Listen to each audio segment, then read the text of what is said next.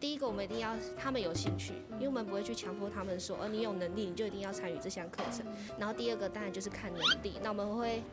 一条生产线，我们把做月饼分成很多个不同的步骤，然后会去看哪一个孩子，比方说他可以施力，或者是这一个孩子看得懂数字，然后去帮他们做不一样的工作的领域分配。在这边的话，我们这边即使有收很多起重度的，基本上没有办法参与，但78位里面至少有30-40位都可以在分工的状况下参与作业活动。今年度他们的网页是我们所设计的，我们给他一些创意，就是说我们希望能永续延续下去，所以我们刚开始请社会局会后把这个网页就直接挂在社会局的某个角落。未来我们只要上到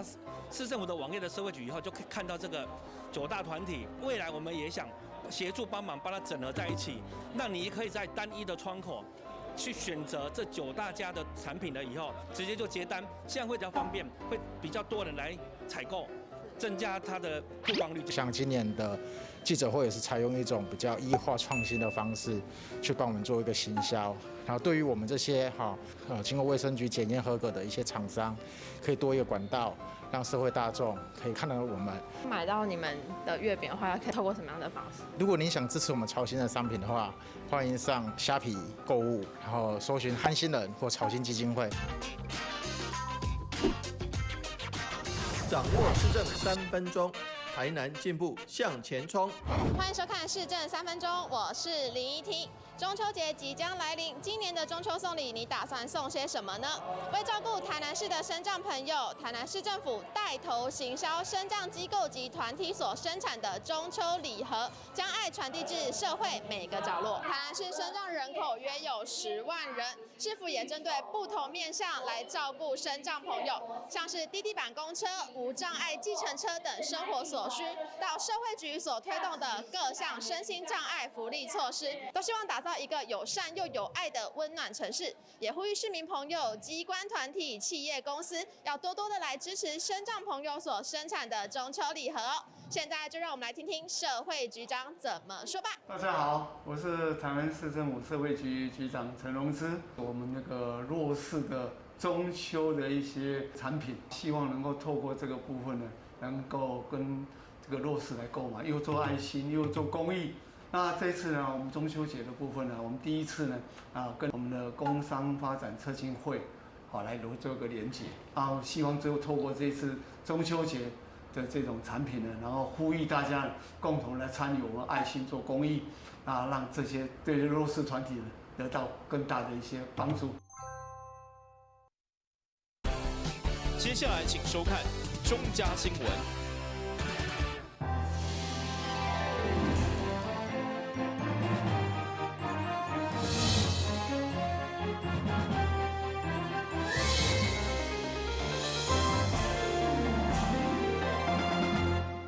大家好，我是陈碧纯，欢迎收看9月7号礼拜1的中嘉台南地方新闻。台南市农产运销公司探到文旦的产季，特别向台湾首府大学借场地，佮雇佣学生来协助文旦礼盒的包装佮出货，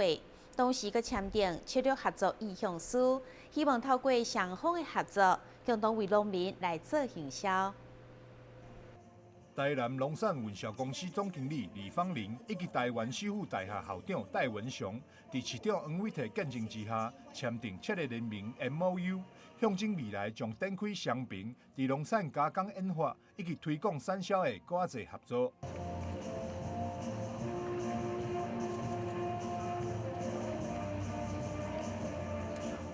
台南农产运销公司今年在文旦的产季，首度甲台湾首府大学合作，除了借场地以及聘用学校的学生协助文旦礼盒的包装出货，也因为这款的产业合作，嘛拍开了 MOU 的签订。透过这样的建构呢，让生产、销售、加工3位一体的完整性呢，来处理一些延长农产品的销售周期。那也希望透过不断的媒合呢。那希望说，首府大学能针对台南市农产加工的项目呢，进而转成有效的技术转移给农民这样子。农特产品的开发、加工，甚至在推广教育这一块的话，做一个非常重要的一条龙的发展的基地。黄伟祺表示，看到学校甲产业进行策略联名，为农民找通路，希望未来会当伫其他的水果农产有更加侪合作。主要的合作标的是文旦，但是事实上除了文旦之外，还有很多农特产品可以积极合作的。这点也是我们积极提升台南农特产品的附加价值的一个目标。那首府大学它的一个背景非常强，不管是做这个保养品，或者是做其他的这个通路，或者是做其他的应用方面，它都非常强。那台南农产运销公司有这个跟农民接触的直接的通路，所以呢，我们相信这样子的一个通路的结合、产品的结合，以及这个学术的结合、学术产业的结合，应该可以立下一个为农特产品找寻新的方向的一个好的一个模范。伫签订策略联名之后，市长嘛参观设置伫咧学校内的文旦礼盒包装工厂，了解相关的作业流程。台南新闻张硕伟采访报道。为了维持科技产业的用水稳定，市府启动安平再生水厂新建工程，8月中旬举行动土典礼。虽然工程的费用中央补助到成以上，不过因为路线甲工期拢还未确定，伫议会临时会到议员提案，要求再生水爱先供应市府所管的工业区使用，如果有够，才搁再提供予南科使用。台南市政府对南部科学园区并无行政的管辖权，不过去编列庞大的经费来建立再生水厂，并且求讲解决南科的用水不足。对此，议员徐友仁提议，要求再生水应该先予市府管辖的工业区来使用，如果有剩余，则提供南部科学园区。上午伫工务委员会嘛引发侪位议员的讨论。对此，水利局长回应，基于使用者付费的精神，市府甲南科管理局以及用水端拢有签订用水的契约。未来如果正式施工以后，这么一个庞大的工程，巨大的工具进去，还有一个就是工程车在进驻的情况之下，我底下的所在让我蛮担心的。所以，比方说水利局针对这个案子，你必须要请要求厂商把一整套的交通你如果去维护，还有啦，这施工期的交通的问题。第二个就是路况、道路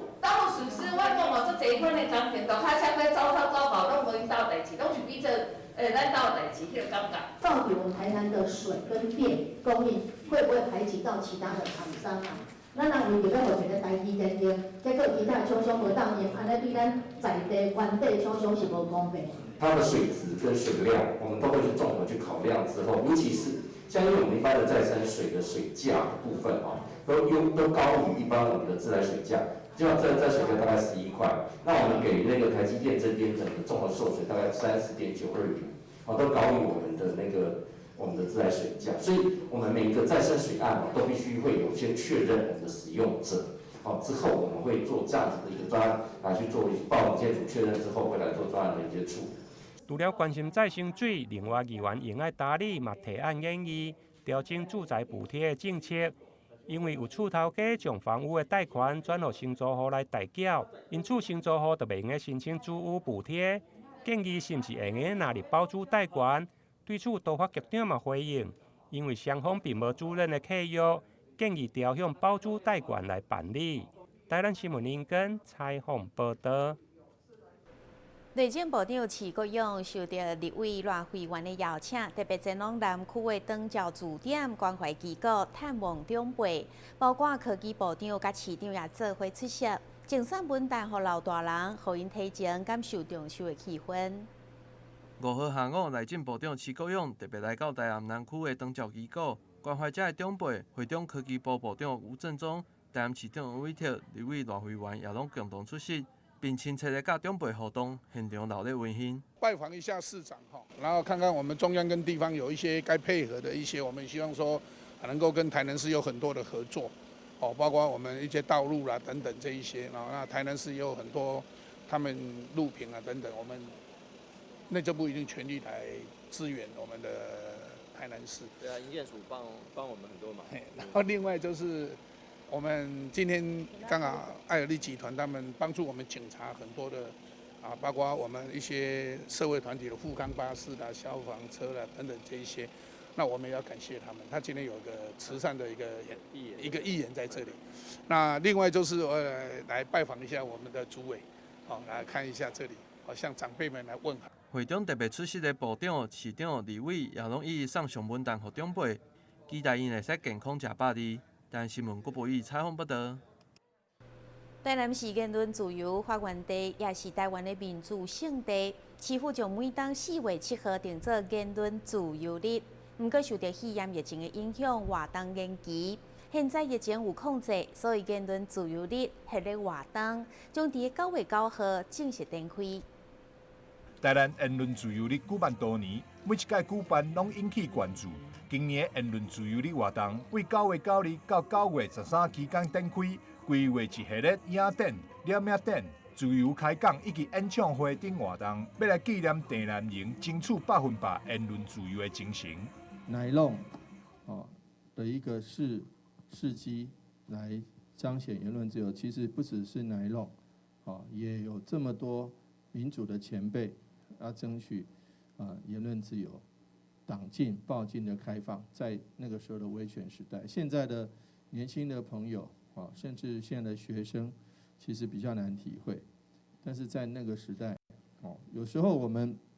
年轻人都有些抗拒了。当他有一些事情的时候，父执辈或者兄长辈跟他讲说，我们那个时候怎么样的时候，他会觉得你们那个时候是你们的事情啊，他会 take it for granted， 就是觉得我们本来出生的时候就是这样子。但是真的，你从香港的例子来看，不是出生的时候是这样子。你出生的时候，香港是很自由，你到现在香港是变成这个样子，所以你可以知道，整个的自由的争取的过程，是多么的艰辛。我作为一个终身志工，我常常会到基金会去，会碰到很多年轻的人。这些年轻的人呢，是来自世界各个地方，有香港的，也有土国的，也有非常多受压迫的国家地方的人。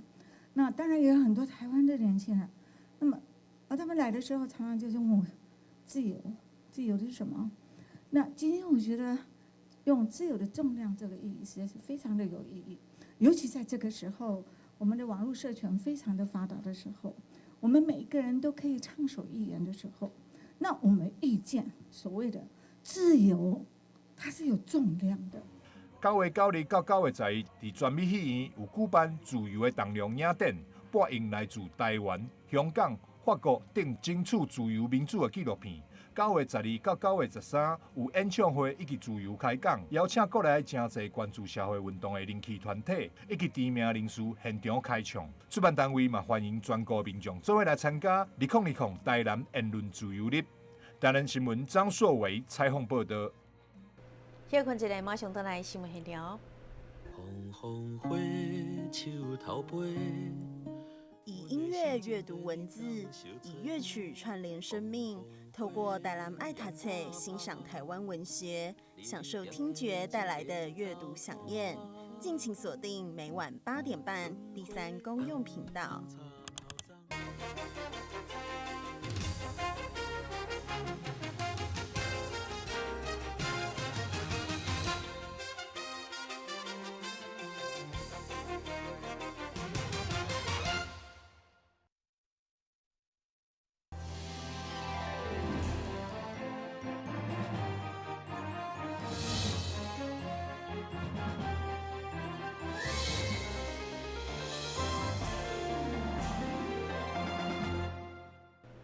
中华艺术科技大学今年招生突破2500人，7号开始展开2天的新生训练。除了认识校园以外，学校也特别规划 CPR 甲 AED 使用的教学，当作是见面礼送予学生，充分展现艺术大学的特色。现场会使看到每一个人拢真认真咧做 CPR， 这毋是虾米救护的训练班，其实是中华艺术科技大学新生训练的一部分。中华艺术科技大学为了让新来的学生会使较紧熟悉学校，除了伫新生训练的时阵安排熟悉校园，也特别安排充满艺术大学特色的 CPR 甲 AED 的练习，希望将救人的技巧当作见面礼送予新生。其实今年技职端全国少了15000人以上，那这个我们学校逆势成长这个我在别的学校，还没听到有技职逆势成长的哈，所以我们非常高兴。当然，可能新冠肺炎病疫情，然后医事大家更重视。那我们的那个最近也传来好消息，我们的护理师的考试，我们的比如说我们五专只有4个人没有考上，将近100个人，只有4个人没有考上哈。那我们的各式各样的证照的考照，像验光师、护理师、营养师、医检师，我们的考照率也跟我们的招生率一样哈，跌创新高啊哈感谢各界的关心。那我们现在是要做 CPR 的训练，我们等于是新生一进来，第一件事情就教他怎么救人这是我们医事科技大学的职责。这样，今年中华医术科技大学招生的人数突破2500人，校方也规划了5个梯次，让学生来进行新生的训练。今年 CPR 的教学也结合省水的行动剧，希望让学生会使更加了解这急救机卡的使用时间，也为因大学第一天的生活留下深刻的回忆。台新闻郭博义采访报道。行政院长苏贞昌日前宣布，全国各中小学伫2天内要完成每一班拢有冷气的目标，所以台南市教育局嘛启动清查工作，预计今年10月完成规划。除了安装冷气，阁会针对校园种树以及太阳光电做体检，希望打造更加优质舒适的教育环境。日前行政院院长苏贞昌宣布，全国的各中小学将要伫2年内完成每一班拢有冷气的目标。对此，台南市的教育局也启动相关的作业。对校园的电力系统调查开始，教育局表示，将会伫10月份完成相关的盘点，尽速来启动冷气安装的计划，让台南市的学生有更加优质的上课环境。我们台南市这边会积极的配合我们整个中央，在未来对于整个冷气、电力盘整，还有我们视听设备跟我们的游戏器材、营养午餐的设备的部分，积极的来去完成。尤其是现在整个台南市的学校，我们都已经开始展开做电力盘整的工作。那2年内，我们希望说，在整体的冷气的部分能够到位，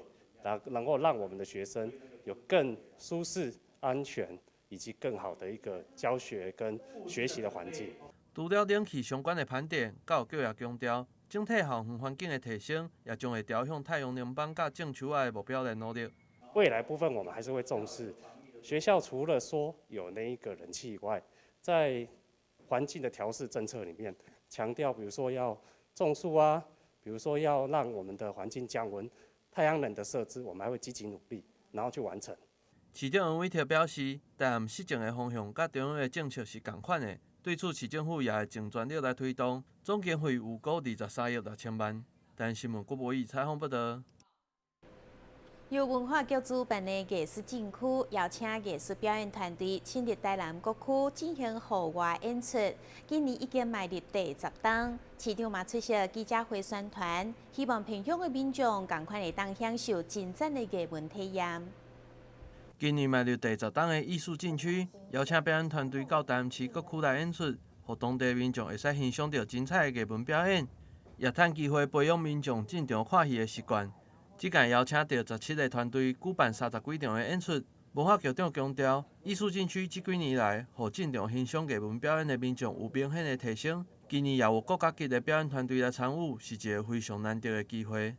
过去在县市合并之前，每年进到剧场的人次大概是在10万人次左右。那么调查过，原台南市的进到剧场的大概是8成，那台南县的大概是2成。但是这几年我们进到剧场的人次提升到大概每年有将近15万人次。那台南县的进到剧场的人次已经进到4成，就40%是原台南县大区域的，台南市是60%。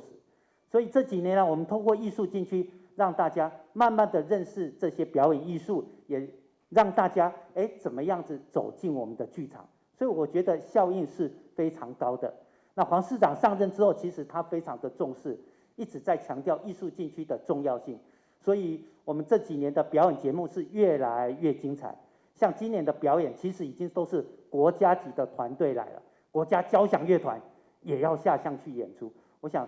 这对国家交响乐团应该也是非常少见的这样子的一个演出。艺术禁区伫市长的支持之下，也持续来扩大。宣传记者会中，市长也亲自出席，甚至伫广告片当中，市长也穿着表演者的服装来吸引民众的眼光。我新骑白马啊，过三关。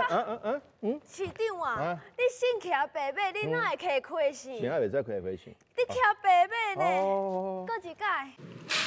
我新骑白马啊，过三关。啊，又怎样？骑马啊！啊，你骑马，你的马也伫涂骹咧拖啊！啊，无马也袂提你飞啊。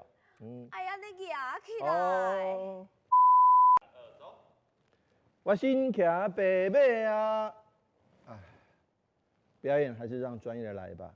2020艺术禁区，欢迎您一起来。有一句话就是《三国演义》说：“丞相起风了，万事俱备，只欠东风。”有了各位的支持，就是东风；有各位的支持，就是艺术禁区进步的进；少了各位的支持，就是艺术禁区禁止的禁。所以要成为禁区，而不是那个禁区。就希望说各位好朋友，我们的市民朋友们能够一起来支持我们自己的艺文展演，来支持我们的这个艺术禁区。这届一系列的演出将由知名的友人神鼓伫5号暗时水沟社文化园区来拍头阵。17个艺文表演团队将会连续3个月伫台南各区来行透透，也因为全部的演出拢是免费的，所以想要欣赏的民众嘛要提早来进场。如果想要了解详细的演出资料，嘛会使到艺术禁区的网站来查询。台南新闻郭博义采访报道。新闻最后赶快来关心气象。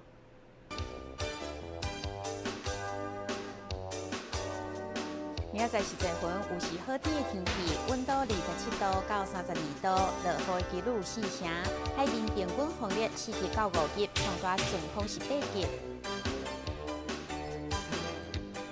感谢你收看9月7号的中嘉台南电视新闻，我是陈美纯，咱再会。